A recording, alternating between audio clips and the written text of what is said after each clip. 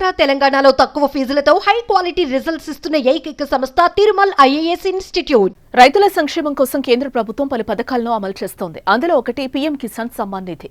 ఈ పథకం ద్వారా అన్నదాతలకు పెట్టుబడి సాయం అందిస్తోంది. 2019 ఫిబ్రవరి 1న మధ్యంతర బడ్జెట్లో ఈ పథకాన్ని ప్రకటించారు. ఈ పథకం ద్వారా రైతులు ప్రతి ఏడాది 6,000 అందుకుంటున్నారు.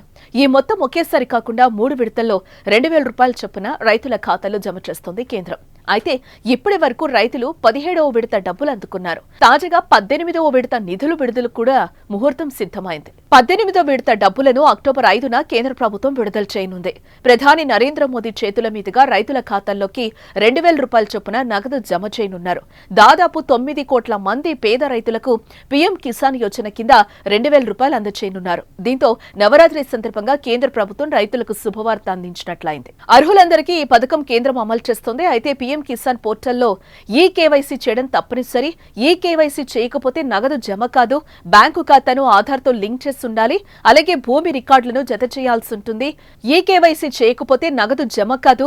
బ్యాంకు ఖాతాను ఆధార్తో లింక్ చేసి ఉండాలి. అలాగే భూమి రికార్డులను జత చేయాల్సి ఉంటుంది. pmkisan.gov.in అధికారిక వెబ్సైట్ ను సందర్శించి ఈ కేవైసీని పూర్తి చేయొచ్చు.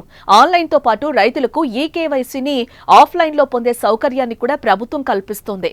మీరు మీ సమీపంలోని మీ సేవా కేంద్రాన్ని సందర్శించడం ద్వారా ఈ కేవైసీ ప్రక్రియను పూర్తి చేసుకోవచ్చు. ఇక 2024 లోక్సభ ఎన్నికల ముందు పీఎం కిసాన్ పథకం కింద అందించే సాయాన్ని కేంద్ర ప్రభుత్వం పెంచుతుందనే వార్తలొచ్చాయి. 6,000 రూపాయల నుంచి 9,000కు పెంచుతుందనే కథనాలైతే వినిపించాయి. కానీ మోదీ సర్కార్ పెంచేందుకు మొగ్గు చూపలేదు. మరి త్వరలో పెంచనుందేమో చూడాలి.